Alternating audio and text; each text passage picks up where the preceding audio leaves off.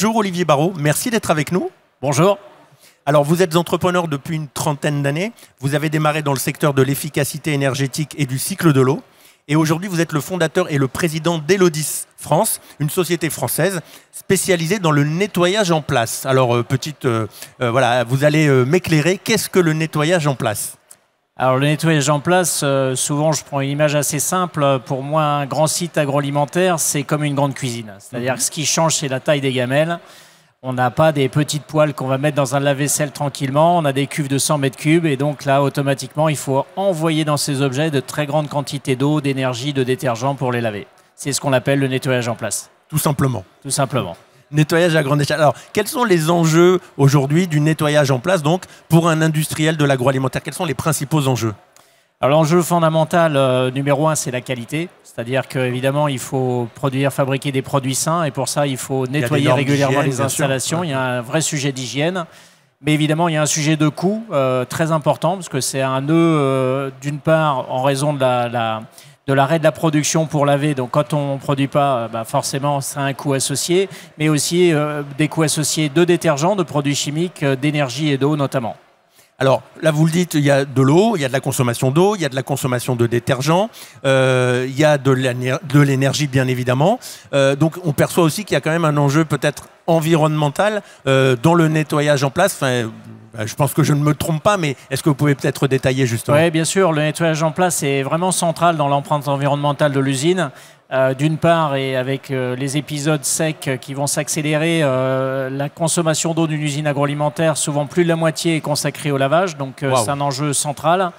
Mais c'est aussi ce qu'on va retrouver à l'autre extrémité dans la station d'épuration. Donc c'est aussi un enjeu de rejet dans l'environnement qui se situe en grande partie sur ces actions de lavage. Évidemment, l'énergie. Et donc, quand on parle d'énergie et même de détergent, on parle de carbone, de décarbonation. Et donc, c'est de ce fait-là un sujet central si on veut agir sur l'ensemble de ces facteurs-là.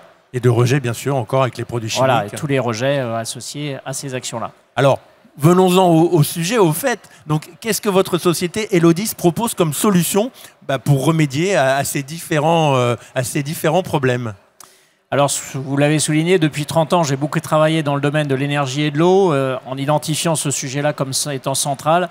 Donc, on est d'abord un bureau d'études techniques, donc on travaille dans des démarches d'audit et d'ingénierie, mais aussi on développe des solutions innovantes dont on a le plaisir d'avoir été. Je vois que vous êtes venu avec un prix, oui, en effet. Voilà, c'est ça. On est très fiers d'avoir de nouveau un prix, comme l'an passé pour une autre technique. Pour quel prix pour quelle technique, pardon? Donc c'est pour le capteur OptiClean. Donc c'est un instrument de mesure très innovant qui va permettre de mesurer en ligne et savoir exactement quel est le temps fini pour un lavage. D'accord. On dit, on raccourcit les temps, donc on gagne en productivité. Et puis surtout, on réduit les consommations d'eau et d'énergie tout en maîtrisant la qualité. Donc vous disiez un prix qu'on a gagné encore cette année, c'est-à-dire que vous en aviez déjà remporté d'autres sur le CFIA? Oui. Oh là là, vous êtes un habitué. Je ne sais pas si on peut parler d'habitude au bout de 2 fois, mais on peut espérer peut-être pour la prochaine fois. Mais effectivement, l'année dernière, on avait une technologie à l'honneur qui est GreenCIP, qu'on a intégrée avec un de nos partenaires Foslev dans une nouvelle NEP qui régénère et réutilise les lessives à l'infini. Attendez.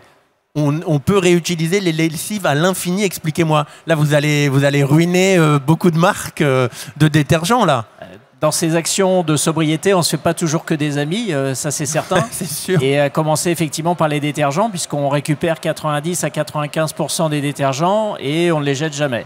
C'est possible. La première installation qu'on a faite, on l'avait signée en 2012 sur le CFIA. D'accord. Avec la Silam, qui est à La Réunion, qui est une laiterie qui fabrique aussi des jus, des crèmes glacées. Depuis 12 ans, on n'a jamais jeté ni la soude ni l'acide, on lave constamment avec les mêmes produits. Et ça se réutilise, ça se régénère? Alors on a un procédé physico-chimique qui permet, un peu comme une petite station d'épuration, d'épurer les lessives. Et donc on n'en achète plus parce qu'on la réutilise en permanence. Et même le petit plus, c'est que cette solution elle est même plus efficace qu'une solution neuve parce qu'elle s'additive dans le processus de régénération. Ah oui, c'est effectivement assez révolutionnaire. Oui, complètement.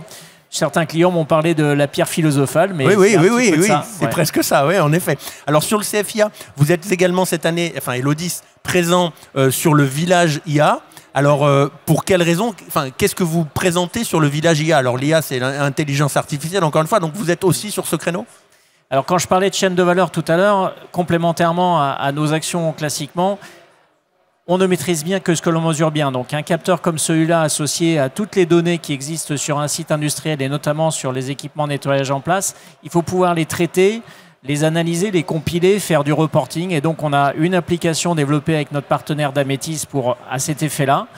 Et avec pour objectif de faire de l'IA l'assistant, qu'on souhaite tout savoir à travers l'IA, pour toutes les tâches laborieuses qui sont chronophages, c'est-à-dire automatiser l'analyse, qui nous donne des bilans directement des performances optimales que l'on peut atteindre sur un lavage, de faire du reporting automatisé également qui me donne l'illustration de la performance que j'ai eue sur mon cycle de lavage, etc. Et là, pardon, vous avez cité le nom de cette technique, enfin de ce produit, ou je ne sais pas comment on l'appelle, un service, un produit, comment l'appelez-vous chez vous? C'est une application soft qui s'appelle Barsip, comme CIP, c'est Clean in Place en anglais, c'est la NEP, la NEP en anglais. Et le nettoyage en place. Hein. Exactement, voilà. Ok, alors... vous réutilisez les détergents à l'infini, ou quasiment, enfin oui, à l'infini, vous l'avez dit. Vous maintenant mesurez avec grande précision les nettoyages, les durées de nettoyage pour optimiser les consommations et bien sûr les temps d'arrêt de production. Enfin, est-ce qu'on peut encore faire mieux? Enfin, vous avez fait le tour de la question là, non? Ah non, pas du tout. Ah bon on a toujours de nouveaux challenges et l'innovation, ça a toujours été mon dada, ça et l'export, on va dire. Mais on est en train de travailler, d'ailleurs on a collaboré plus de 4 ans avec un groupe laitier breton qui est la coopérative Laïta, sur un concept qu'on appelle Nepure. Ce concept-là vise à repenser complètement la NEP telle qu'on la faisait traditionnellement avec des objectifs très très ambitieux puisqu'on veut une NEP ultra sobre. Quand je dis ultra sobre, c'est une NEP sèche. Donc imaginez un lave-vaisselle, sans eau, en fait, dont le bilan en consommation d'eau nette sera nul. C'est-à-dire que ce n'est pas le pressing, mais c'est une consommation nulle d'eau sur la NEP. Donc ce qui est une ambition très forte, comme je disais, c'est la moitié de la consommation de beaucoup d'usines agroalimentaires. Et également avec une empreinte carbone la plus basse possible, parce qu'on va pouvoir fonctionner notamment à des niveaux de température très bas qui nous permettent de valoriser beaucoup de calories gratuites, ce qu'on appelle l'énergie fatale. Oui, et qu'on peut réinjecter ensuite pour d'autres usages.